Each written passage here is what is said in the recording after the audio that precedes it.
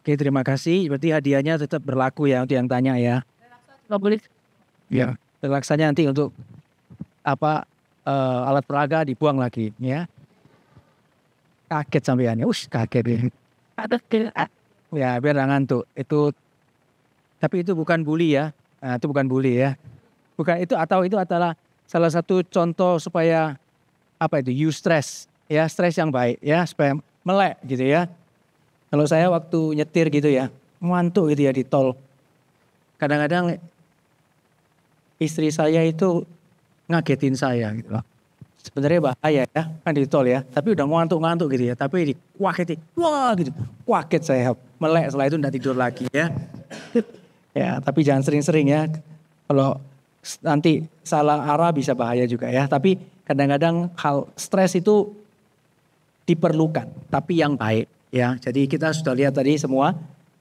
Yang sudah disampaikan saya tidak akan ulangi. Ada beberapa yang sama, tapi saya akan lanjut dan saya akan lihat beberapa hal yang saya highlight. Misalkan Tuhan Yesus mengatakan kepada kita itu bahwa sebagai anak-anak Tuhan, kita itu harus hidup sebagai anak-anak Tuhan di tengah dunia ini. Dunia ini tidak baik-baik saja. Dunia ini sudah jatuh di dalam dosa, maka kita harus hidup seperti yang Tuhan sudah ngomong bahwa kalau kita anak Tuhan, dunia pasti akan memusuhi kita. Ya, dunia yang sudah berdosa ini pasti dia akan banyak sekali macam-macam termasuk anak-anak kita ya, terhadap anak-anak kita. Maka di tengah-tengah kondisi yang demikian Tuhan mau kita menjadi anak-anak Tuhan yang menyangkal diri, memikul salib dan mengikut Tuhan. Itu syarat menjadi murid Tuhan. Jadi kita semua dari kecil mendidik anak-anak kita perlu memberikan kepada mereka itu hal sesuai dengan tarafnya tentu, sesuai dengan tarafnya itu mempersiapkan mereka. Ya, jadi hal-hal yang harusnya beban-beban yang mereka perlu pikul dari sejak kecil sesuai dengan tarafnya jangan kita ambil. Ya, biar dia belajar pikul ya. Ya, kayak dia ke sekolah kok dia mesti bawa tas ya biar dia yang bawa tasnya ya. Jangan dikasih bodyguard atau suster yang bawa tasnya gitu ya. Itu kan keliru, masih hal yang seperti gitu ya. Nah, kadang-kadang saya lihat ada sekolah-sekolah yang memang khusus melayani anak-anaknya luar biasa gitu ya. Anaknya jalan aja gitu ya, kopernya dibawain gitu ya. Nah, itu ilustrasi aja ya. Oke, kita akan lanjut ya. Nah, ini introduction-nya ini sudah tadi, jadi saya lewat saja. Nah, ini untuk ayat Alkitabnya ya, saya ambil beberapa ini ya. Efesus 4 ayat 29-32, janganlah ada perkataan kotor keluar dari mulutmu, tetapi pakailah perkataan yang baik untuk membangun di mana perlu, supaya mereka yang mendengar beroleh kasih karunia. Nah, ini saya ambil salah satu, ya ada banyak sekali, tapi saya pikir saya ambil yang ini ya, bullying yang berkaitan dengan verbal ya. Jadi kalau yang tindakan-tindakan sudah pasti ya, itu adalah hal yang lebih besar begitu ya dilakukan ya, lebih bersalah begitu ya. Tapi perkataan kotor saja, ini perkataan kotor di dalam bahasa aslinya itu rotten, putrid, corrupt gitu ya. Nah, secara umum itu poor quality, bad, worthless. Jadi kalau bullying secara verbal itu sudah jelas Alkitab bilang itu adalah hal yang tidak baik ya. Jadi kita lewat ini biblical basis ya, jadi dasar-dasar Alkitab. Kemudian yang kedua adalah janganlah kamu mendukakan Roh Kudus Allah yang telah memeteraikan kamu menjelang hari penyelamatan. Segala kepahitan, geram, kemarahan, pertikaian dan fitnah hendaklah dibuang di antara kamu. Demikian pula segala kejahatan, tetapi hendaklah kamu ramah seorang terhadap yang lain, penuh kasih mesra dan saling mengampuni sebagaimana Allah di dalam Kristus telah mengampuni kamu. Nah, jadi jelas ya, ini semua menunjukkan kepada kita kalau yang ini dilihat ketika bullying terjadi ini ada akar ini ya, kepahitan, kegeraman, kemarahan, pertikaian. Ini semua adalah akibat yang di dalam, yang tidak kelihatan. Bullying kan kelihatan, sebenarnya di dalamnya ada itu semua. Ya, tadi dari aspek psikologi kita sudah dengar bersama-sama ya. Jadi Alkitab mengkonfirm ya. Jadi ini yang lebih jauh melihat lebih ke dalam, ya jauh melihat lebih ke dalam. Nah, supaya kita bisa memperhatikan hal-hal yang tidak kelihatan. Jadi apa yang terjadi kepada anak-anak kita, jangan yang di luar memang itu kelihatan, tetapi kita harus memperbaiki dari yang di dalam. Ya, dari yang di dalam. Oke, kita lanjut lagi next ya. Ini adalah Nah ini saya waktu menemukan ayat ini, saya coba search dari bahasa aslinya ya. Ini ayat ini bicara soal gini. Janganlah engkau memeras sesamamu manusia dan janganlah engkau merampas. Janganlah kau tahan upah seorang pekerja harian sampai besok harinya. Jadi ceritanya upah buruh yang bekerja itu ditahan. Ya, dalam tanda kutip di sini dikatakan jangan memeras. Nah ini dalam kaitan ini finansial mestinya. Secara ekonomi ada yang ekonominya kuat, ada ekonominya lemah. Yang ekonominya kuat itu yang ngatur.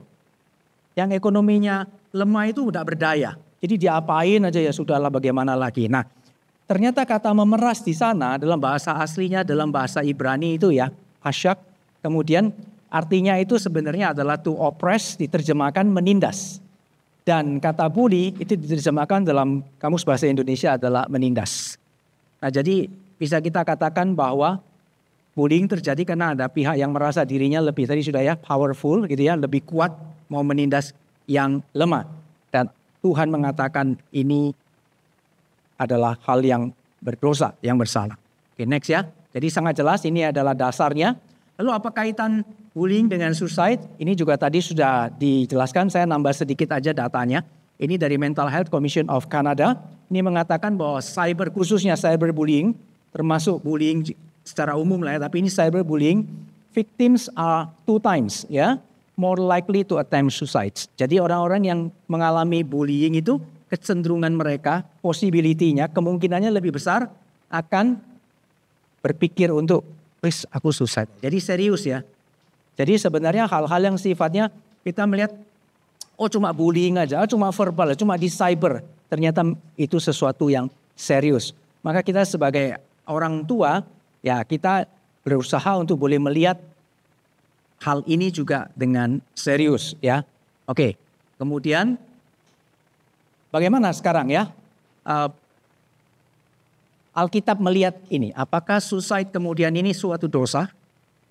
Dosa enggak?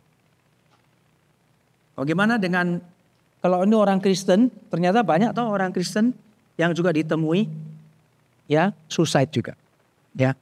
Kalau yang kita baru dengar itu di Surabaya ada orang tuanya juga hamba Tuhan suicide. Tapi jauh sebelum ini ada di hamba Tuhan yang terkenal di dunia. Itu namanya Rick Warren, anaknya juga suicide. Ya, nah jadi bagaimana kita melihat hal ini ya? Nanti kita lihat. Ini beberapa nats firman Tuhan against suicide. Berarti suicide itu secara jelas Alkitab itu bilang bahwa manusia tidak berhak mengambil nyawanya. Ya, jadi yang pertama manusia adalah gambar dan rupa Allah, imago Dei. Jadi hidup kita berharga. Yang kedua ada perintah jangan membunuh termasuk self-murder atau murder your own self.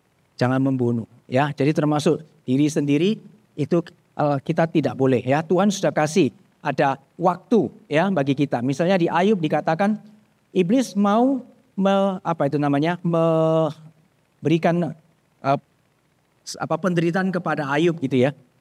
Tuhan bilang silakan tapi sayangkan nyawanya. Berarti hidup milik Tuhan, bukan milik kita. Dan tidak boleh sembarang ambil. Ya, jadi ini jelas. Kemudian pengkhotbah itu mengatakan, Mazmur juga ya, ada waktu untuk hidup, ada waktu untuk mati. Tuhan yang menentukan waktu hidup kita. Jadi jelas ya, suicide itu Tuhan, Alkitab menentang hal ini. Begitu ya. Oke, lalu kita bisa lihat. Ini saya ambil kejadian. Ternyata di Alkitab itu ada beberapa contoh suicide. Ya, saya ambil 3 yang terkenal ya. Saya ambil 3, dia pasti semua tahu. Yang pertama Saul ya. Saul itu suicide juga. Ini Samson. Ya, Samson ini juga termasuk dan ini yang Yudas ya. Nah, kita akan lihat sama-sama ya. Yang pertama Saul. Nah, Saul ini dia suicide-nya kenapa? Kita bisa lihat di sini bahwa Saul itu perang, dia lawan di akhir itu ya, peperangan itu. Kemudian dia sudah kalah ya. Sudah kalah, maka di akhir peperangan itu dia sudah, wah ini tidak bisa ini. Kemudian dia berkata gitu ya kepada pembawa senjatanya ya. Nah, untuk bunuh dia. Tikamlah aku supaya jangan aku kemudian ditikam atau dibunuh oleh musuhnya gitu ya, orang-orang yang tidak bersunat itu. Maka kemudian pembawa senjatanya tidak berani karena ia segan. Tapi Saul kemudian ambil pedang itu dan menjatuhkan diri ke atasnya. Jadi dia membunuh dirinya sendiri. Ya, kemudian lanjutannya kita lihat. Ini Simson. Simson juga demikian ya. Nah, Simson ini dia karena ketidaktaatannya, dia sebagai seorang nasir Allah, akhirnya dia tidak taat. Kemudian akhirnya dia dikalahkan begitu ya. Matanya kemudian buta, lalu dia juga ditangkap gitu. Nah, pada akhir hidupnya mereka sebenarnya mau panggil Simson untuk buat lelucon begitu ya. Lalu kemudian Simson pada saat dia maju di hadapan banyak orang pada saat itu ya. Dia orang-orang Filistin ya. Kemudian dia berdoa kepada Tuhan. Nah, perhatikan ya. Ini dia berdoa dulu. Ini kan dia di sini dia suicide-nya ya. Tapi di atasnya dia berdoa. Ya Tuhan Allah, ingatlah kiranya kepadaku dan buatlah aku kuat sekali ini saja ya Allah. Supaya dengan satu pembalasan juga aku balaskan kedua mataku ini kepada orang Filistin. Jadi doanya gini, Tuhan kasih aku kekuatan. Wis aku tak mati bersama dengan mereka, enggak apa-apa wis ya. Tak pales no ini, revenge. Jadi dia Simson ini adalah seorang nasir Allah yang kita lihat dalam seluruh kehidupannya itu dia punya sifat dan karakternya itu naik turun ya. Jadi melakukan segala sesuatu semaunya dia begitu ya. Tapi di akhir hidupnya dia minta Tuhan berbelas kasihan dan akhirnya Tuhan dengar nggak doanya? Tuhan dengar ya. Lah berarti suicide-nya oke dong. Gimana? Ya, Tuhan dengar doanya, kemudian kuat, lalu mati bersama-sama. Maka dicatat yang mati waktu itu lebih banyak daripada yang Simson itu lawan sewaktu dia masih hidup. Ya. Nah, ini adalah ada rencana Tuhan di dalamnya ya, melalui Simson khususnya untuk orang-orang Filistin. Nah, jadi kita lihat ini ada rencana Allah. Segala sesuatu di dalam itu kita bisa lihat ada rencana Allah, kita tidak tahu, tapi kita percaya ada rencana Tuhan. Dan Yudas. Nah, Yudas ini jelas ya, membunuh diri, dia menggantung diri ya. Kenapa? Karena dia merasa bersalah ya. Aku telah berdosa karena menyerahkan darah orang yang tak bersalah. Ya. Lalu kemudian dia tidak mau terima uangnya, lalu dia pergi situ, dia menggantung diri. Aktif. Ya. Nah, di dalam semua bagian ini kita bisa lihat hal ini. Ya, semua mereka yang mengalami ini suicide, akhirnya mengambil keputusan untuk bunuh diri, mereka mengalami beberapa hal ini ya. Ini yang secara keseluruhan tadi kita sudah bahas bersama oleh Lause Loren ya. Ada anxiety, paranoia, depression, isolation, fear, betrayal, desperation, trauma, isolation, revenge. Ya, ada ini ya, rasa bersalah, regret, desperation, depression, ada shame, malu. Jadi itu semua ada faktor-faktor di dalamnya yang menyebabkan mereka mengambil satu langkah. Teruslah. Akhirnya dia pokoknya pikir itu yang paling baik. Tidak ada lagi yang terbaik. Nah, kenapa ini bisa terjadi? Jawabannya sebenarnya ini. Kita baca sama-sama 1, 2, 3. Lack of relationship with God. Karena mereka semua sebenarnya bukan tidak kenal. Saya lebih mengatakan mungkin lack berarti kan kurang ya. Kurang mengenal secara mendalam. Kurang tahu bahwa Tuhan itu ada rencana yang indah. Tuhan itu mempunyai setiap cara ya. Tuhan bisa mampu menyelesaikan setiap hal yang dia rasa dia tidak bisa. Ya. Jadi di dalam bagian ini kita bisa lihat pentingnya relationship with God. Jadi di dalam menghadapi segala sesuatu hari ini saya menguncinya dengan relationship with God. Menghadapi bullying. Jangan sampai terjadi suicide. Kita perlu ini. Relationship with God. Tadi kalau di dalam bagian Lause Loren mengatakan bagaimana anak itu dan orang tua kita harus membangun kedekatan. Bersyukurlah kalau ada apa-apa anak-anak kita itu langsung atau bicara dengan kita. Mama, papa, saya begini. Mama, papa itu bersyukur. Jangan sampai dia ada apa-apa dia diam atau dia talk sama orang lain. Apalagi dia bicaranya sama media sosial. Lebih cilaka kalau bicara sama media sosial. Karena media sosial itu tidak aman. Ya kita mesti belajar ya. Kalau dia ada apa-apa, dia cerita sama kita. Nah kita harus bersyukur.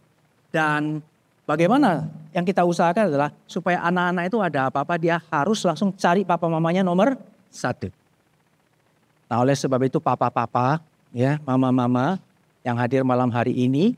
Ya kalau misalnya pas anaknya datang cerita yang pertama kali ya jangan kita kemudian langsung marah-marah dulu ya. Memang secara umum saya hidup di zaman saya, papa mama saya itu anak-anak itu nggak ada ngomong kalau zaman saya. Begitu saya mau ngomong, anak kecil jangan banyak bicara. Anak kecil sudah nggak ada ngomong. Ya, nggak ada ngomong saya mau ngomong, diam. Jadi saya dari kecil itu akhirnya belajar nggak bicara. Dibully pun diam. Saya juga korban bully. Siapa di sini yang kecil jadi korban bully angkat tangan? Ada? Pembuli ada? Pembuli angkat tangan? Dapat hadiah, dapat hadiah. Ayo, siapa pembuli? Enggak ada ya? Oh nggak mau dia hadiahnya ya. Pembuli ya. Korban bully ya. Nah, jadi kita akhirnya enggak cerita, diem ya. Bersyukur ada anugerah Tuhan. Tuhan tetap memelihara hidup saya ya. Nah, jadi dulu saya juga ada stresnya sendiri ya.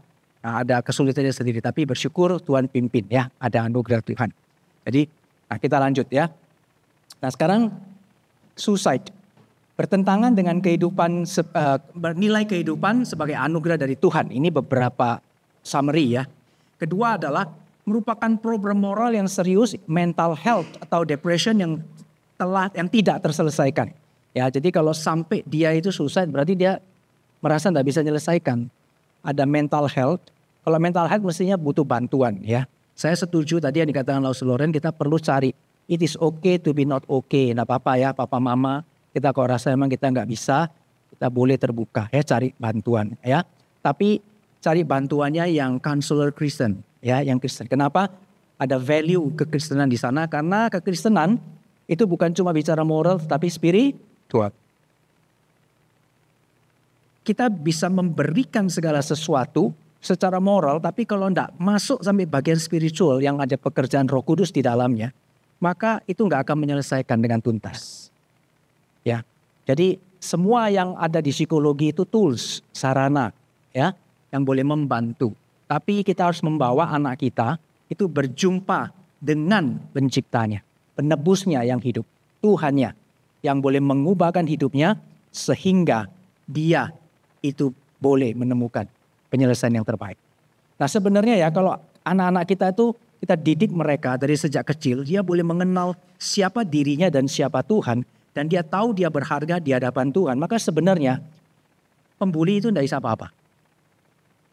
Dia mau bully silakan. Jelek, biarin. Miskin. Kenapa kalau miskin? Misalnya. Saya kalau misalkan dulu saya bingung. Kalau saya dikatakan pendek. Saya ini pendek. Saya di zaman saya anak-anak kecil. Paling pendek. Maka saya itu mati-matian pengen tinggi. Sampai saya beli alat untuk tinggi itu digantung di tiang pintu diangkat. Tapi nggak tinggi-tinggi. Ya, saya takut tulang belakang saya patah ya. Jadi diangkat. Nggak tinggi-tinggi. Kemudian karena saya kecil, kemudian saya berenang. Saya main basket. Meskipun kecil dulu ini bintang basket. Jadi dari seluruh zaman saya anak remaja itu pemain basket di sekolah saya itu yang paling pendek saya. Tapi yang paling maksudnya terkenal waktu itu ya juga saya. Ya kan? Jadi paling titis, paling apa, tapi enggak tinggi-tinggi. Saya latih, saya kejar, enggak bisa. Karena saya merasa, wah kok semua dibilang ada ya. Tapi sampai satu hari begitu ya. Kemudian ketika saya sudah mengenal Tuhan dan Yesus Kristus sudah pribadi Tuhan dan Juru Selamat saya enggak meter lagi. Mau dibilang pendek, mau dibilang apa gitu ya. Terserah gitu ya. Malah pede saya. Istri saya jauh lebih tinggi dari saya. Saya berani deketin dia. Gitu kan ya. Jadi pede. Nggak perlu. Ya kan. Ya meskipun pendek. Sampai saya ketemu satu orang dia bilang gini. Ini memang agak beda katanya. Biasanya orang yang pendek. Ya, itu agak aneh gitu. Maksudnya orangnya kelihatannya itu agak licik lah atau jahat gitu. Tapi nah ini lain ini katanya. Ini pendeknya sudah ada Tuhan Yesus katanya. Ya. Nah jadi karena Kristus ada dalam hati kita. Itu tidak matter bagi kita. Karena kita tahu asal Tuhan sayang saya. Tuhan mengasihi saya. Itu cukup. Nah ini berita yang harus dikasih tahu kepada setiap anak-anak kita. Mulai dari mana? Dari rumah. di gereja yang sungguh-sungguh mengajarkan firman Tuhan, dan juga khususnya ya mama dan papa itu menjadi wakil Tuhan. Karena Tuhan kan tidak kelihatan, anak-anak nggak kelihatan Tuhan kan, tapi kita ngajar mereka melalui papa dan mama. Jadi ini hal yang penting ya. Kemudian kita lihat berikutnya adalah memahami secara seimbang ini ya, kedaulatan Tuhan dan pentingnya tanggung jawab manusia. Jadi Tuhan berdaulat, ada segala sesuatu, kita tidak pernah tahu apa yang akan terjadi, tapi kita lakukan tugas dan tanggung jawab kita sesuai firman Tuhan. Kerjakan semua dengan baik, ajar mereka mengenal Tuhan, ajar mereka, kasih tahu bahwa mereka itu berharga di mata Tuhan. Ya, nah itu kita lakukan. Dan jikalau perlu mencari pertolongan, kita kerjakan. Berikutnya adalah dalam suatu case suicide, ya khususnya kalau terjadi seperti saya bilang umat Tuhan atau siapapun lah, khususnya umat Tuhan karena di dalam lingkar kita sendiri gitu ya. Lebih baik kita tidak jatuh pada judgment spirit tetapi pada belas kasihan Tuhan dan harapan penebusan. Jadi tidak sekedar mengambil sikap, oh ini dosa, ini dosa, ini dosa, ini dosa. Lebih ambil sikap kita menyatakan belas kasihan Tuhan, serahkan percaya ada rencana Tuhan. Ya, kita memberikan kekuatan dan penghiburan dan ada harapan penebusan. Karena apa? Karena penebusan di dalam Kristus itu adalah anugerah Tuhan. Bukan karena kebaikan kita. Jadi kalau misalkan ada orang bilang, oh kalau suicide itu gimana? Apakah dia selamat? Tetap dia selamat. Ya, keselamatan kita bukan karena perbuatan kita, karena anugerah kan. Tuhan sekali selamatkan kita. Tidak ada yang bisa merubahnya.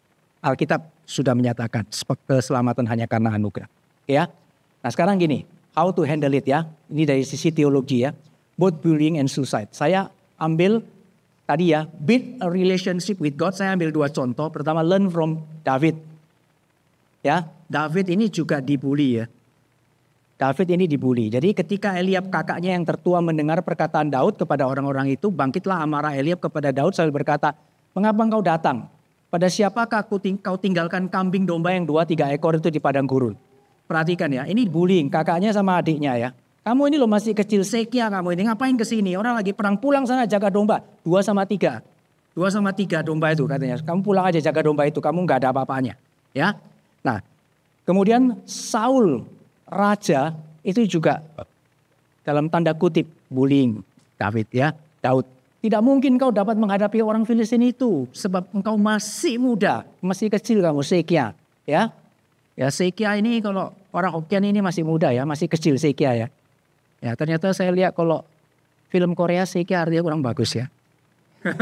Lo ada yang tahu ya? Ya yang tahu sudah ya, nggak tahu sudah ya. Ya Sekia itu bahasa Hokkien itu anak kecil Sekia ya. Saya baru tahu, wah ternyata kalau di Korea artinya kurang bagus ya. Tapi maksud saya di sini yang Sekia ya. Yang masih kecil ya dibully gitu ya. Nah orang Filistin itu juga Goliat itu waktu ketemu sama Daud dia langsung bully dia. Mentalnya. Iya kan? Anjing dah aku ini engkau mendatangi aku dengan tongkat gitu ya. Nah jadi kita bisa lihat Daud itu dibully dari keluarganya. Dari kemudian rajanya. Ya. Kemudian juga saya musuhnya. Tapi yang luar biasa kita bisa lihat di sini. Apa jawab Daud? Waktu dibully sama kakaknya dia bilang gini. Jawab Daud, apa yang telah kuperbuat? Hanya bertanya saja. Lalu dia berpaling dari kakaknya kepada orang lain. Dia tanya lagi. Ya pertanyaan yang sama. Jadi ya lalu saja dia tidak terpengaruh gitu ya. Kemudian kata Daud waktu sama Saul ya. Kata Daud, Tuhan yang telah melepaskan aku dari cakar singa dan cakar beruang. Dia juga akan melepaskan aku dari tangan orang Filistin itu. Kemudian kepada Goliat, Daud bilang, dia bully dia, Daud bilang, engkau mendatangi aku dengan pedang dan tombak dan lembing, aku mendatangi engkau dengan nama Tuhan semesta alam, Allah, segala barisan Israel yang kau tantang itu. Ya, kamu bully saya, kamu bully Tuhan. Ya, kamu tantang saya, kamu tantang Tuhanku. Jadi dia tahu. Kenapa? Kita lihat sama-sama. Ini ada 3 hal penting. Ya, Daud tidak terpancing baik secara fisik maupun emosional, meskipun dia dibully. 2, Daud mengingat apa yang Tuhan lakukan bagi dia. Kalau kita juga dalam kondisi kita ajar kepada anak-anak kita. Ya, bahwa Tuhan mengasihi dia. Tuhan sayang kepada dia. Kita punya status, kita punya identitas diri. Itu bukan kepada omongan orang. Di label langsung jatuh. Tapi kita ada di dalam tangan Tuhan yang mengasihi kita. Yang ketiga, Bersandar pada kekuatan Tuhan dan percaya semua yang Tuhan lakukan, yang terjadi dalam hidup kita itu baik adanya. Oke ya, ini yang learn from Daud atau David. Kita lanjut sekarang. Berikutnya adalah kita learn from Lord Jesus. Ternyata Tuhan Yesus itu juga dibully ya. Tuhan Yesus mengatakan, Alkitab mengatakan kepada kita bahwa Tuhan itu datang. Dia apa yang kita rasakan, dia juga rasakan. Apa yang terjadi pada diri kita, Tuhan itu juga mengerti, mengalaminya. Ya, jadi bukan cuma sekedar, oh ya aku ngerti apa gitu, tapi Tuhan mengalaminya sendiri. Jadi kita lihat, ibu dan saudara-saudaranya sendiri mengira Tuhan Yesus apa? Gila dan tidak waras. Mereka mencoba membuat Tuhan Yesus diam, berhenti ngajar dan berhenti melakukan mujizat. Jadi satu kali dalam pelayanan kan, ibu dan saudara-saudara Tuhan Yesus datang ya karena mendengar, wah ini kayaknya Tuhan itu sudah Yesus ini sudah tidak waras gitu. Jadi ini adalah dari keluarganya sendiri. Seharusnya kan yang mendukung ya. Nah kemudian kita lihat berikutnya lagi. Tuhan Yesus bilang menjadi pengikut Kristus itu membuat seseorang menjadi sasaran ejekan orang lain. Ini Tuhan Yesus yang bilang. Dan Tuhan juga diejek ya. Dan Tuhan juga mengalami semua itu. Nah kemudian sebelum Tuhan Yesus disalibkan, dia dicambuk tanpa ampun, diserahkan kepada para penjaga Romawi. Mereka menanggalkan pakaiannya, mulai mengejeknya. Mereka mengenakan jubah kerajaan di bahunya yang berdarah. Dan mereka membuat mahkota dari duri ya, bukan dari emas. Memasangkan di kepalanya dan mengolok-olok, meludahi dan memukul kepalanya berulang kali. Ya, jadi kita bisa lihat ini sudah bukan verbal ya, tapi ini sudah physically dihajar gitu ya. Nah kita lihat. Seluruh di atas kayu salib saat terakhir Tuhan Yesus diejek para prajurit, para penjahat ya. Kalau engkau benar-benar Raja Yahudi turun ya, selamatkan dirimu sendiri dan selamatkan Tuhan. Itu dibully habis-habisan. Tetapi kita bisa lihat respon Tuhan bagaimana. Yang pertama, waktu ibu dan saudara-saudaranya itu mengatakan kepada Tuhan Yesus, mengira Tuhan Yesus sudah tidak waras gitu ya. Dia menanggapi bukan marah, tidak emosi. Dia menanggapi dengan mengingatkan semua orang bahwa menaati kehendak Allah adalah prioritas yang tertinggi. Markus 3:20-25. Ketika ini ya menjadi pengikut Kristus tadi itu ya yang mengalami ejekan, Tuhan menanggapi dengan apa? Meskipun di tengah situasi yang mengejek kita, yang mengolok kita dan menghina kita, tetap katakan yang benar, percaya kepada Allah, setia pada panggilan yang Tuhan berikan. Nah di dalam kondisi yang paling parah, Tuhan menanggapi di atas di waktu ini ya, waktu dalam proses penghukuman itu ya, jatuhin Paulus disalib itu, Tuhan menanggapi dengan tidak mengatakan sepatah kata pun selama kejadian itu. Kemudian yang terakhir adalah Tuhan meminta pengampunan bagi orang-orang yang menyakiti. Nah jadi di sini kita bisa belajar beberapa hal yang penting ya. Di dalam kondisi kita misalnya menghadapi hal-hal yang kondisi yang tak terhindarkan. Jadi bully ini kita nggak bisa harapkan gini. Gimana cara jangan sampai terjadi bully? Nggak bisa. Sampai nanti Tuhan Yesus datang ini masih tetap akan ada. Generasi kita itu masih tetap ada. Zaman saya aja sudah ada kok. Kan kemudian zaman generasi berikutnya ada sampai hari ini tetap ada. Nah tapi kita mesti lihat ya bagaimana memperlengkapi, bagaimana menyiapkan anak-anak kita untuk bisa tahan dan mereka itu tidak terpengaruh oleh bullying yang terjadi oleh dimanapun mereka berada. Ya, jadi kita bisa lihat ini ada 4 hal belajar dari Tuhan Yesus bagaimana sungguh-sungguh membangun satu relasi yang intim kepada Tuhan. Ya, oke. Di sini kita bisa lihat ada 4 hal. Pertama, percaya akan kehendak Allah sepenuhnya dalam segala situasi. Ya, jadi percaya kepada kehendak Allah dalam segala situasi. Ini penting. Bahkan ketika situasi yang terjelek sekalipun. Ya, jadi percaya kepada Tuhan itu penting. Jangan mengandalkan kepada kekuatan kita sendiri meskipun kita punya duit, meskipun punya kuasa. Tetap percaya kepada Tuhan. Yang kedua harus berani speak up. Kebenaran itu harus berani speak up. Ya. Harus percaya kepada Tuhan dan stay faithfully. Jadi kalau ada bullying terjadi jangan dibiarkan. Harus berani speak up. Speak up-nya kepada siapa? Angkat bicara kepada siapa? Kepada pihak yang berotoritas. Kalau terjadi di sekolah, ya kasih tahu pihak berotoritas di sekolah. Gitu ya. Nah yang cilaka kalau terjadi di luar ya. Gimana kalau terjadi di luar? Ada yang pernah terjadi di luar. Saya dibully itu di luar. Cari siapa? Ya, saya dibully di luar di tengah jalan. Ya kan, karena saya kecil. Ya, kemudian saya dibully gitu ya. Saya naik sepeda, dia bully saya pakai kata-kata yang gak enak gitu ya. Saya bales juga ya. Udah kecil gitu ya, dibales. Bales dia ngomong gini, ya bales saya bales dia. Akhirnya saya jalannya saya merasa sudah enggak apa-apa lewat. Tiba-tiba saya didatangi dia, dipanggil, "Hei," saya ditinju. Wah, akhirnya. Lalu saya lari aja. Ya, saya nggak bales ya. Saya naik sepeda cepet-cepet lari gitu ya. Nah, kadang kita bisa lihat ya, ada hal-hal tertentu itu dalam bagian ini kalau situasinya itu tidak menguntungkan, situasi yang kita enggak perlu meneruskan gitu ya. Ya memang menanggapi waktu itu semestinya saya enggak usah tanggapi, saya pergi aja, lebih aman gitu ya. Diomongi di tengah jalan ya sudah, enggak usah ditanggapi, pergi ya. Tapi waktu itu karena dasar saya juga emosi gitu ya, saya lawan ya, akhirnya pas itu dipukul saya pikir waduh yang mukul kok besar sekali, saya kan kecil ya, saya gerak lari aja ya. Ya saya lari ya. Dia ngejar saya naik sepeda, tapi dia kalah cepat ya. Meskipun kecil saya naik sepeda lebih cepat dari dia ya. Oke. Kemudian berikutnya adalah tidak terpancing pada situasi, stay calm. Ya, jadi dalam kejadian kayak gitu jangan terpancing emosi ya. Kita harus tetap boleh stay calm ya, tetap tenang ya. Dan yang terakhir itu adalah belajar memberi pengampunan bagi musuh ya. Jadi pertama kita harus mengerti orang yang membuli itu pasti ada masalahnya ya.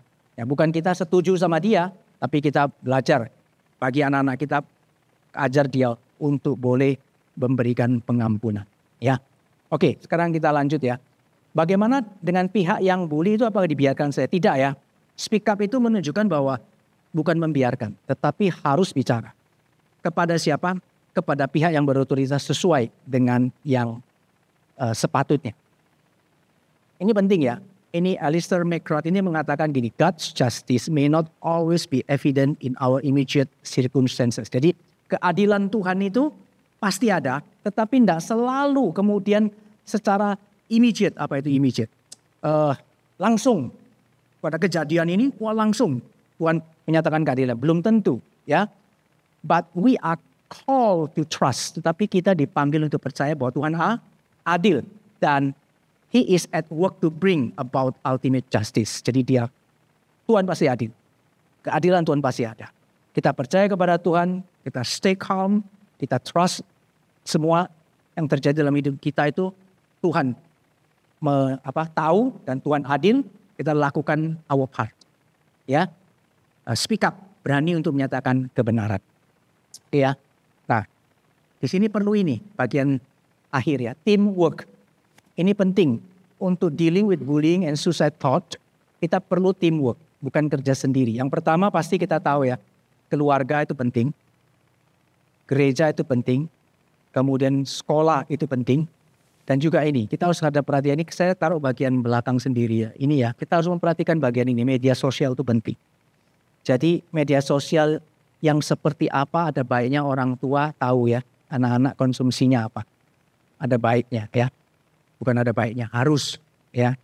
Jadi kita lihat, tapi bukan melarang ya. Melarang maksudnya dalam arti gini, kita ambilnya HP-nya, enggak usah media sosial. Enggak bisa, ini sudah zamannya zaman digital. Yang mereka perlu diperlengkapi, tapi kita memberikan yang benar, yang baik untuk mereka bisa kerjakan. Ya, ini tripartite ya. Kalau yang sekeluarga gereja school ini adalah 3 party yang harus bersama-sama bekerja ya dengan baik. Jadi di sini kalau keluarga itu foundation of faith, iman bertumbuh, ada role model dari orang tua, papa, mama harus menjadi role model. Karena anak itu ngopi tadi ya, papanya seperti apa ngopi ya. Saya enggak sadar juga ya, waktu itu saya enggak ngerti, istri saya yang ngerti ya. Saya kalau minum, ini enggak ada gelas ya. Nah saya kalau minum itu ya, pinjam ini enggak apa-apa. Nah, saya enggak sadar gitu, waktu itu saya di foto sama istri saya gitu ya. Saya kalau minum itu ternyata begini, ini enggak sadar ya. Ini kelingking ini kok mau berdiri, saya juga nggak pernah tahu. Waktu itu di foto baru sadar saya foto gini minum. Terus istri saya foto cekrek gitu ya. Ya wis. Habis gitu nggak lama kemudian anak saya minum ya. Anak saya minum itu juga saya pikir isi foto sama istri saya. Ternyata minum juga gini. Persis seperti saya gitu ya. Saya nggak ngerti dia ngopi saya atau saya ngopi dia. Atau dia genetik saya. Itu hal sederhana loh ya. Cuma minum air ya. Saya sadar, saya pikir oh ya apakah. Nah jadi apalagi kalau misalkan Cara tidur kita, cara marah kita, cara kita dealing misalnya. Papa mama kalau lagi marahan hati-hati ya. Ya, lagi marahan hati-hati. Anak-anak itu bisa ngopi ya. Ngopi bukan minum kopi ya. Ngopi persis ya. Jadi itu menjadi satu hal yang penting. Role model ya. Dan tempat di keluarga itu spiritual practice. Latihan rohani. Jadi di dalam keluarga itu ayo ajak anak-anak kita. Waktu ada masalah, ajak mereka itu berdoa. Kita nih orang Kristen ya, tapi kita kalau berdoa percaya nggak sih? Saya sering kali menekankan, percaya nggak sih kita berdoa? Jujur, misalnya ada masalah, doa. Sungguhan nggak sih? Percaya bahwa doa ada solusi. Tuhan bisa menjawab dan menolong. Jujur ya, sometimes kok kita agak pesimis ya. Sometimes. Nah di dalam keluarga, ini spiritual practice. Ayo ada apa-apa dan kesulitan, ajak anak kita berdoa. Semua harus spiritual beres, bukan cuma moral. Kalau moral tuh gini, nah sudah ya yang baik gak apa-apa, itu jahat, kamu yang baik wis ya, itu jangan yang pokoknya jangan diikuti yang jahat, yang kayak gitu. Kalau dia boleh ya biarin aja, gak usah. Itu moral. Tapi kalau spiritual gak berhenti di situ. Kalau spiritual dia dibullying itu kita ngerti, I know, tahu bahwa itu hal yang sangat tidak menyenangkan. Tapi papa mau kasih tahu kamu bahwa Tuhan mengasihi kamu. Nah ini spiritual ya. Spiritual itu Tuhan masuk, Tuhan mengasihi kamu. Bahkan Tuhan juga demi mengasihi kamu.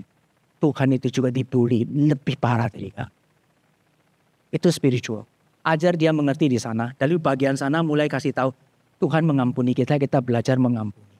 Tapi juga nggak berhenti cuma di situ. Nanti ada bagiannya sudah selesai. Nanti kita harus tetap kasih tahu. Ya belajar sudah mengampuni, nanti ngomong sama Miss atau Mister di sekolah. Ya, tapi bukan ngomong untuk membalas, tapi ngomong untuk kasih tahu ya bahwa ini tidak baik supaya nggak terjadi kepada orang lain. Ya, itu harus berhenti sampai spiritual practice. Di gereja ada worship, ada religious teaching, ya ada pengajaran yang baik gitu ya, mentoring dan pastoring. Jadi bagian ini kita mesti lihat ya, ini di gereja harus bagian ini dilakukan dengan baik. Ya, kemudian sekolah minggu itu juga mereka diajari di sana. Dan yang di sekolah harus sekolah yang baik ya. Ada Christian education, ada character building, dan ini ya supportive environment. Jadi lingkungannya juga supportive, sekolahnya juga memperhatikan dengan baik. Jadi sekolah memang harus bertanggung jawab. Kalau ada peristiwa yang kemudian terjadi di sekolah, sekolah harus bertanggung jawab dan orang tua itu juga harus speak up ya. Maksudnya speak up dalam arti bukan maunya sendiri. Tapi maksudnya juga harus berani menyatakan yang benar, yang seperti apa. Kita melakukan bagian kita bukan untuk mencari kayak revenge. Tapi untuk menyatakan apa yang benar dan apa yang tidak benar. Ya, sesuai dengan Tuhan. Dengan cara yang tentu ya, bersandar kepada Tuhan. Dengan cara yang sesuai dengan firman Tuhan. Ya, ini Tim Keller. Oleh sebab itu penting ya, tadi juga ada disinggung tentang komunitas ya. Community is where we find the strength. Komunitas adalah di mana kita boleh menemukan kekuatan untuk terus keep going, terus jalan ya. To keep believing, terus percaya dan terus mengasihi even when it's difficult. Meski di saat-saat yang susah. And ini yang penting ya, Christian community. Komunitas Kristen is a place, tempat di mana kita atau kita semua dapat secara jujur gitu ya, boleh menyatakan ini ya, pergumulan kita. Dan di mana di tempat itu kita boleh menerima anugerah Tuhan dan support dari saudara-saudara seiman. Ini Tim Keller yang mengatakan. Ya, nah ini bagian yang terakhir. Saya tutup dengan firman Tuhan di Roma 8:35-39. Ya, seluruh kehidupan kita di dunia ini, tadi saya sudah katakan bahwa banyak pergumulan karena dunia memang sudah jatuh di dalam dosa. Ada bullying itu hanya salah satu contoh aja. Ada banyak lagi yang lain yang lebih berat. Dalam situasi ekonomi, dalam situasi rumah tangga, relasi suami istri. Ada semua permasalahan itu. Tapi ingat firman Tuhan mengatakan bahwa tidak ada satupun dari semua itu yang bisa memisahkan kita dari kasih Kristus. Ya, yuk kita baca sama-sama untuk ayat penutup. 1, 2, 3. Siapakah yang akan memisahkan kita dari kasih Kristus? Penindasan atau kesesakan atau penganiayaan atau kelaparan, atau ketelanjangan, atau bahaya, atau pedang. Seperti ada tertulis, karena Engkau kami ada dalam bahaya maut sepanjang hari. Kami telah dianggap sebagai domba-domba sembelihan. Tetapi dalam semua itu kita lebih daripada orang-orang yang menang oleh Dia yang telah mengasihi kita. Sebab aku yakin bahwa baik maut maupun hidup, baik malaikat-malaikat maupun pemerintah-pemerintah, baik yang ada sekarang maupun yang akan datang, atau kuasa-kuasa, baik yang di atas maupun yang di bawah, ataupun sesuatu makhluk lain, tidak akan dapat memisahkan kita dari kasih Allah yang ada dalam Kristus Yesus Tuhan kita. Amin ya. Biarlah seluruh yang boleh disampaikan hari ini boleh jadi berkat bagi kita. Dan kita tetap kuat, kita tetap minta Tuhan itu menjaga kita dan anak-anak kita. Ya, kita berharap hal ini boleh meneguhkan kita semua. Mari kita berdoa ya. Bapa di surga, terima kasih. Kami bersyukur malam hari ini di dalam belas kasihan Tuhan, kami boleh bersama-sama kembali diingatkan, dikuatkan betapa Tuhan mengasihi kami. Dan di tengah dunia yang berdosa ini, kami tahu banyak tantangan khususnya yang dihadapi oleh setiap keluarga, anak-anak kami di sekolah mereka, di lingkungan mereka, di dalam pergaulan mereka, baik di dalam dunia cyber juga. Tuhan, ada banyak tantangan khususnya berkaitan dengan bullying atau penindasan dilakukan oleh mereka secara semena-mena, tidak bertanggung jawab baik itu verbal maupun fisik maupun yang lainnya. Tuhan, kami tahu ini tantangan yang tidak mudah, tetapi kami percaya juga Tuhan memelihara kami, Tuhan menjaga setiap kami, menjaga anak-anak kami. Tuhan tolong kami, boleh sungguh-sungguh membawa anak-anak kami, boleh mengenal Engkau. Boleh memiliki relasi yang intim dekat dengan Tuhan sejak mereka kecil. Sehingga mereka tahu mereka berharga, bukan karena yang lain. Bukan karena pujian dari orang lain. Bukan juga mereka berharga. Bukan karena segala sesuatu dan pencapaian mereka. Mereka berharga karena mereka dikasihi Tuhan. Terima kasih Tuhan, berkati setiap orang tua yang sudah hadir. Berkati mereka, pakai hidup mereka. Biar keluarga-keluarga mereka boleh menjadi keluarga yang mengasihi Tuhan dan hidup memuliakan Tuhan. Terima kasih Tuhan, dengarkan doa kami. Dalam nama Tuhan Yesus kami berdoa dan bersyukur. Amin. Oke. Thank you untuk waktunya. Nanti kalau ada yang mau tanya, coklat usia 3 boleh tanya pribadi ya. Tetap coklat dikasihkan ya. Oke ya. Oke, thank you. Ya, ada lagi?